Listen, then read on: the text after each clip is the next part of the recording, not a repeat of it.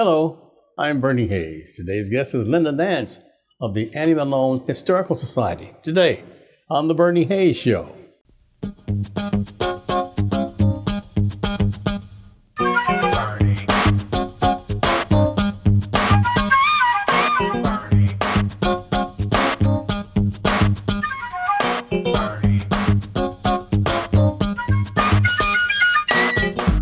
And welcome back. My guest is Linda M. Nance of the Annie Malone Historical Society. Annie Malone Historical Society. Hello, Linda. How are you? Good morning. How are you? Welcome back to the program. It's been 2 or 3 years since you've been with us. It's been a little bit, yeah. A lot of things have been happening with the Annie Malone Historical Society, I understand. I am very happy to say there are a good number of wonderful things that are happening, one of which is the opportunity to have an actual exhibit of many of the photos and artifacts that we've collected over the years. Mm-hmm. We've been able to work along with the Fieldhouse Museum in downtown St. Louis. Eugene Fieldhouse? Exactly. Yeah. We have become a guest exhibitor with them, and we will be with them and started with them February the 5th, just during the holidays there, yeah. And we'll go all the way to June the 20th, and have the opportunity to share many of the things about Annie Malone, some things most people don't even know about her. So it's a great opportunity to come down and look at lots of different photos and read about the different people who were students there or entertained there. It's just a really nice thing to see. Wonderful. Now, the Annie Malone Historical Society is not affiliated with the Annie Malone Family and Children's Service Home. They are not. Okay. Annie Malone Children and Family Services treats children, takes care of children, houses some children even. Mm-hmm. The Annie Malone Historical Society provides history about Annie Malone and the contributions she made to the city of St. Louis, the state of Missouri, the nation, and the world. And a lot of people don't know that Annie Malone had an international business. And basically what the Annie Malone Historical Society tries to do is provide people with knowledge about the wonderful contributions that she made, that helped the economy, that helped a race of people, and really give some good lessons for even today. So much we don't know about Annie Malone. I watched the thing you did with PBS. On Annie Malone Historical Society, with you being interviewed on PBS here at Channel 9 locally. And you refer to people not knowing about Annie Malone and says it's actually kind of made you angry that they don't know as much as they should. It really did, because I think that her contributions are so significant when it comes to uplifting women of color and giving them the impetus to look at their own beauty and change their economic status at a time in our history when African American people of any nationality, or should I say male or female, really didn't have great opportunities. And she helped them understand that you can still contribute and you can still work for yourself. She didn't ask anybody about that. She didn't wait for anybody's permission about that, but she made it happen, not only just for herself, but for other people as well. Linda M. Nance, you're a writer, you're a poet, you're an actor, you're an activist, you're a singer, but yet still you're focusing now on Annie Turbo Malone Historical Society. And you worked for the Annie Malone Family and Children's Services at one time, did you not? I did. I was their Director of Resource Development for a time. Sure. But I just never stopped learning about Annie Malone. She's such a fascinating personality to me. And I keep finding out other things that she contributed to at a time in the early 1900s when that was a time when no woman of any color could vote. Uh-huh. Yet this woman is just doing so many things. And it's fascinating to me. I understand that you're going to have a fund drive, more or less, or a way to raise money for the society. Tell us about that. Yes. The Annie Malone Historical Society is going to be involved in the Give STL Day. Actually, early giving started April the 5th. And it's a 24-hour period where you encourage anybody who supports you, anybody who's heard of you, anybody who wants to support you, to make a contribution in that 24-hour period on a line that they provide for us. And it helps us to make sure that our fiscal year moves forward and our educational programs go forward. Our opportunities to share that story with young people in schools, seniors all over our city, and sometimes outside of our city. We've been very fortunate to have people from Italy and England, Massachusetts and New Orleans to call in or access our website and learn much more about Annie Malone. And that's basically what our organization tries to do: provide education about the things that she did, put it in a central place so that people can learn about it. And it's just wonderful that it's taking off that way. And the contributions that people make during Give STL Day help us do that. How can they reach you and also make contributions? Well, givesTLday.org/AMHS. It's as simple as that. And you may give, I think the minimum gift is $10, but you can give much more than that if you choose. Our goal this year is $10,000. And that would significantly help us move forward with some wonderful things that we have planned. Last year, everybody got derailed with the COVID virus, and we were not able to move our educational program forward, but we've been doing lots of learning about how to move that in a different direction and looked at different software to deliver that particular program. So we are eager to go forward and get into some schools, give them that program, and help them learn more about Annie Malone. The many things that you've done, like I mentioned, you're an actor, you're a writer, you're a poet, you do so many other things, and I want to come back and show the display that's at the Eugene Fieldhouse in our next segment. But tell us why, with all the wonderful things that you've done and all the things that you're involved in, why did you focus on Annie Malone? I don't think it was really purposeful. It was just that the lady that I learned about as I read, as I talked to, I've discovered 4 different family members as I've done different research. And they didn't know each other, and I've been able to put them together. That's a fascinating thing for me. It fills me, actually, spiritually. And I think that her drive, her tenacity, her determination is something that we need now, and something that we can benefit from now. And I think that's what really drives me. Okay, so she made all this money. Did she keep it for herself, or did she share it? She did not. She was a person who was so sincere about her giving that a newspaper article referred to her as a giving freak. And there were many people who said that was the true downfall of her empire, is that she gave more money away than she kept. But she was sincere about that. She gave to hospitals. She gave to universities. She gave to students. She gave people some fantastic encouragement as they were good agents doing their jobs well. If you were with her for 5 years, she gave you a diamond ring. If you were showing that you were trying to buy a house or build a bank account, she would help to pad that a little bit for you. She was very, very good at encouraging people. I think a manager's responsibility is to learn how to pull the best out of someone. And she managed to train some 75,000 agents in her lifetime. So I think she did a pretty good job when she started those schools, because she started the first cosmetology schools. In fact, she didn't start the first school, but she started the first chain of schools to train women of color to address hair and makeup. 75,000, that's quite a load. All over the world. Yeah. So you mentioned that all over the world. The unique part is that she had no Twitter feed. She had no computer.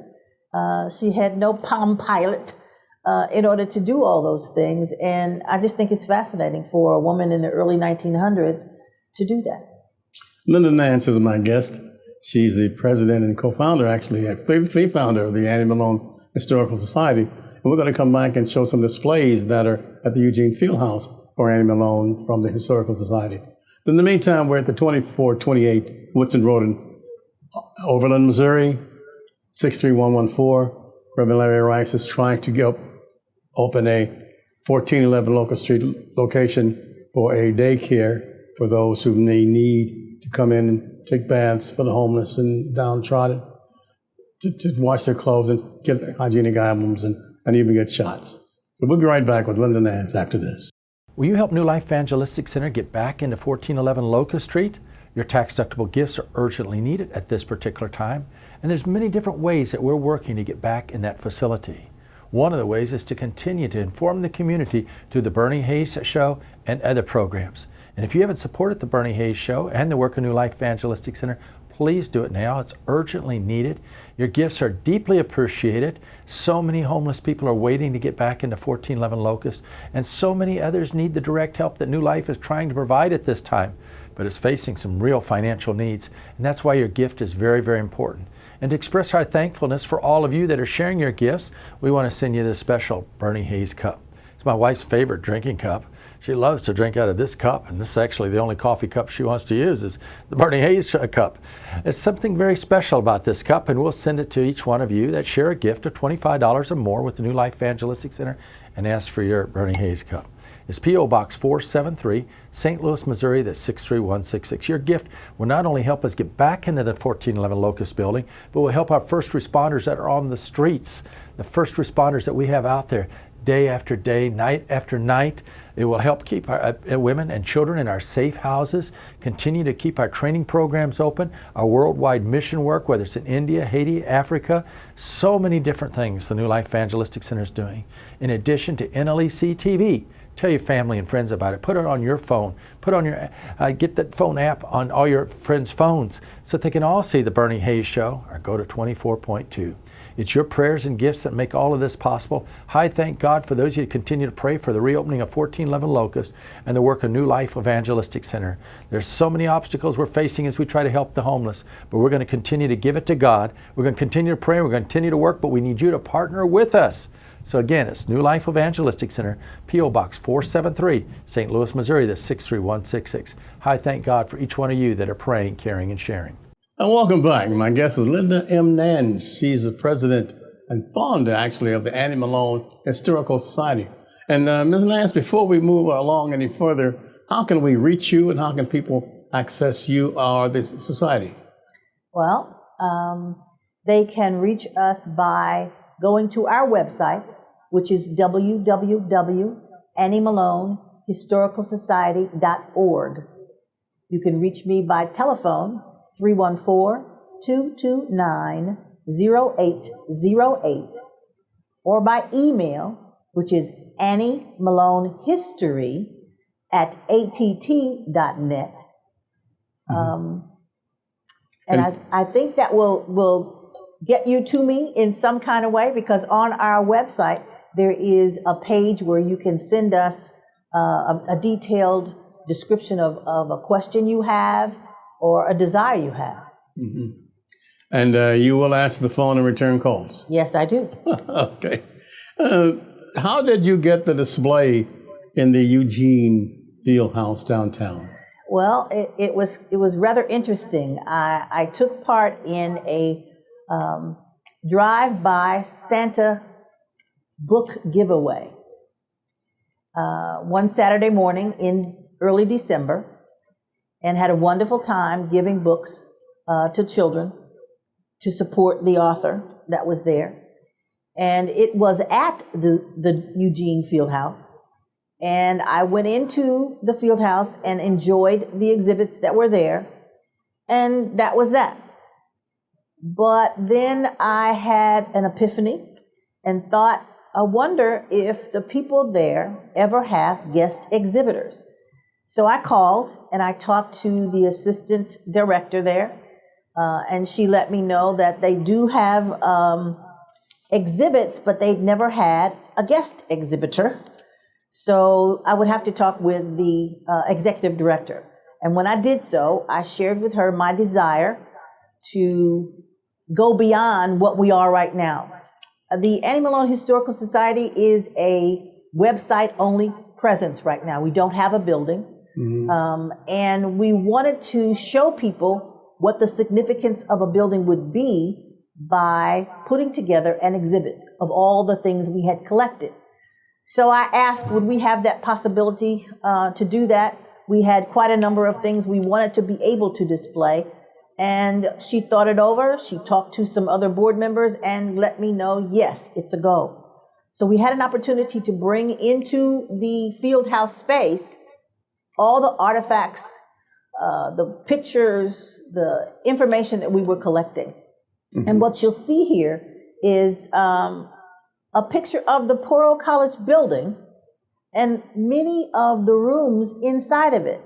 The studios, the classrooms, the cafeterias. It was a very large building and it did lots of things, not just her college, but she had a manufacturing plant, a manufacturing complex really there. Where was it located? It was located in the Ville, here in St. Louis, on St. Ferdinand.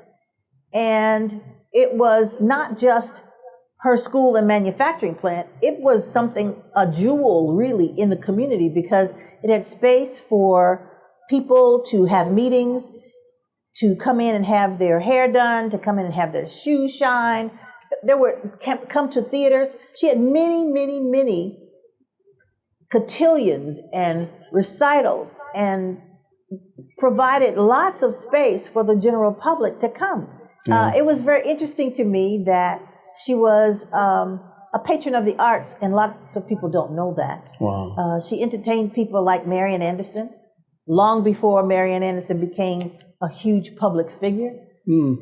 Chuck Berry went to school there and graduated and came back and performed from time to time. A lot of people are familiar with the song, the gospel song, Precious Lord, Take My Hand. Right. They do Dr. not Dorsey. know that Thomas Dorsey created that and did so actually in Chicago at Annie Malone's house on her piano. Wow. Yeah. Dr. Thomas Dorsey, yeah. Absolutely. Now, a lot of folks don't know that Chuck Berry was trained as a hairdresser. As a hairdresser. His hair looked so good for a reason. Yeah, that's interesting. And thanks to Bob Demler and Bill Maddock, we can show some displays that you brought with us. What are these? Describe these for we see. These are on display at the Eugene Fieldhouse downtown, right? Okay, explain what they are. Well, the one on the left is a money coat that was given to her by her employees in the 40s. She was having some financial difficulty.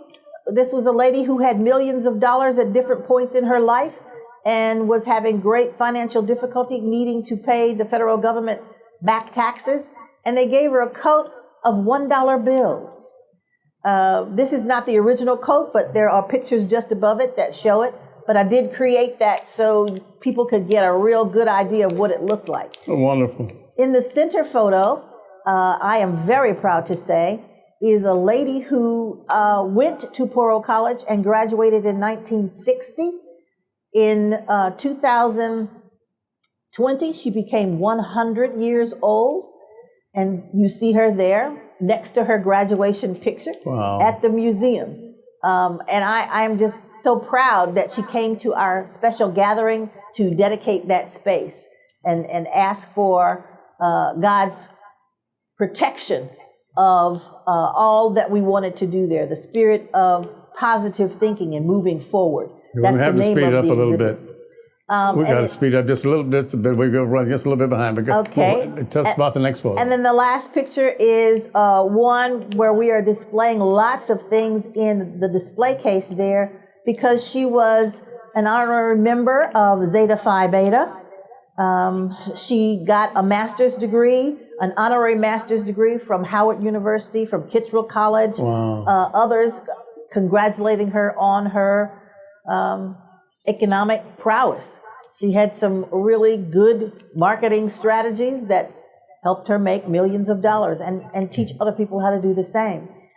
This particular wall gives a chronicling of the beginning of her business in 1900, showing a price list in one situation. There's another photo of a graduating class with Chuck Berry there as well. talking about the wonderful opening of her building in 1918 at the beginning of the Spanish flu epidemic. The building opened just a week after the end of World War I. Wow. And it really talks about how she started out in a one-room shack that cost her $5 a month to maintain. She cooked product at night and walked it around the community and gave demonstrations in the day. That's unbelievable. And this is? An example of her patronage of the arts. She met Marian Anderson very early on in her career, and Annie Malone was always interested in excellence. She invited her to perform at the Poro College auditorium that sat 800 people. It was in February of 1923, and the ticket cost 50 cents to get in to do that. Okay. And it just gives information about that. And this last one is just a flyer that invites people to come to the field house. We'll be there until June the 20th. It gives the address and asks people to come and learn more about the legacy of Annie Malone. Okay. So the Eugene Fieldhouse is downtown on Broadway, is that correct? It is 634 South Broadway. Right across from BB's. Everybody knows where BB's is. Exactly. Not far from the Cardinal Stadium. Right. Everybody can find Now, it. thank you, Linda Nance. We're going to take another short break here and come back and wrap this up. But it's so nice, so much information. And we'll be right back after this. Hello, I'm Larry Rice, and I want to invite you to join me in moving into God's healing power of creation. We may be getting older, but we don't have to get bitter. We can get better as we take God's prescription, an invitation to move and experience His healing power by getting up out of the four walls and moving out into creation, beholding His wonders of creation, seeing evidence of the resurrection all around us from every seed that has popped out of the ground and brought forth His beauty and power at this time. Experience healing for your body, your mind, your spirit. Let Him lift the stress, the worry, the anxiety from you. I have to go into creation on a daily basis, beholding God's wonders, His beauty. Experience it. Take the prescription of time alone with God in the midst of His creation at this time and watch Him do exceedingly abundantly beyond what you can even stop and think. Yes, beyond what you can think about. Experience the beauty of His creation and healing for your soul. Our subject for today is CATHAY Williams. Nearly 80 years before women officially were allowed to serve in the U.S. Army, former slave CATHAY Williams did so, patrolling the western United States as a member of the all-black Buffalo Soldiers. She was a slave in Jefferson City, Missouri, until the Union Army liberated her, at which point she traveled with the troops, working as a cook and laundress. Needing to work, she enlisted in the Army as a man, William CATHAY. But being illiterate, she couldn't spell her last name, so her service record was recorded with the name William CATHAY. Standing 5 feet 9 inches, CATHAY was taller than her fellow privates and garnered no undue curiosity or suspicion. She didn't do it for fanfare or to pave the way for women in the military. It's because a male soldier would earn more than a female cook. After her discharge, Williams returned to life as CATHAY Williams. Now you can take NLEC-TV anywhere as you put the NLEC-TV app on your iPhone or mobile device. NLEC-TV is the innovative TV station that's on the cutting edge of community service. On NLEC-TV, you'll discover wholesome family, community, renewable energy, and inspirational programming. Those needing energy assistance, food, clothing, or freedom from the cycle of homelessness will find that plus much more on NLEC-TV. Now, you can receive NLEC-TV by going to 24.2 on your television set or putting the NLEC-TV app on your iPhone or mobile device. For further information, call 314-436-2424 or go to NLECSTL.org. That's NLECSTL.org. And welcome back. My guest is Linda M. Nance of the Annie Malone Historical Society. Ms. Nance, once again, welcome back. Is there something that you want to talk about that we have not talked about yet? The only thing is that we want to be an inspiration in the community, just like Annie Malone's Poro Colleges were. We'd like to have a program that would establish a permanent museum in honor of Annie Malone, but also to give GED classes, to give reading classes for young people, a Saturday morning reading program, financial literacy, and also an art space where people, young people particularly, can display the wonderful things that they create and form that very strong bond between the work you do yourself and accomplishment and success. And the earlier we can create that for young people in our community, the better off they are, the better off we all are. So we want to become a organization that provides to the community, for the community, by us. I'd like to compliment you on all the research that you've done. I mean, finding the pictures of Chuck Berry and the other graduates from Poro long years and years ago, and the announcement that Annie Malone actually presented Marian Anderson at the Poro College. In proximity to the Ville now, where was the college located? Where was Poro? It was right across the street from Sumner High School, actually. Or near Tandy Center or something? Sumner High School was strictly across the street in a cat-a-corner fashion.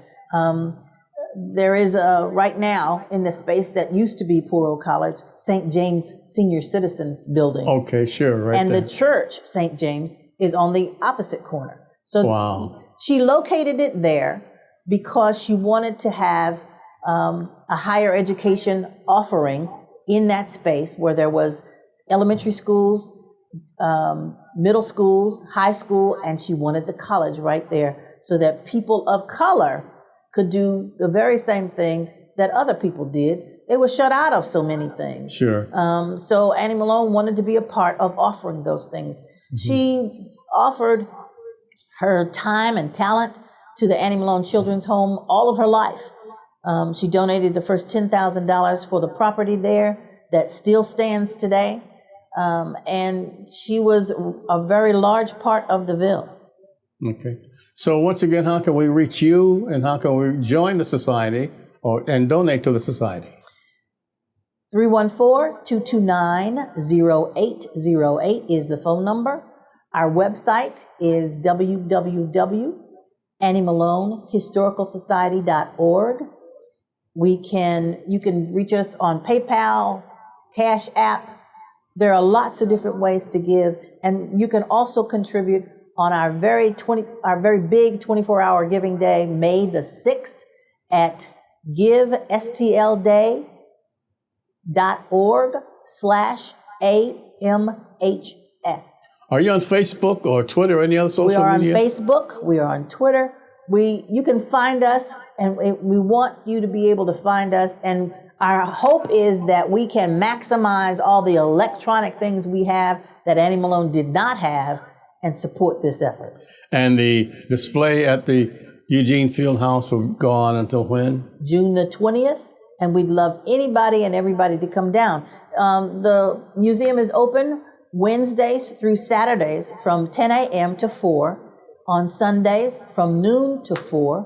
It is closed on Mondays and on Tuesdays. Is there a charge to see the display? There is a charge to see the display, $10 for adults and a lesser charge for young people. Come down. It is something that provides an opportunity that you shouldn't miss. Linda, how do you see the Annie Malone Historical Society in 5 years from now? I think that we will be able to be in classrooms and educating children at a much younger age.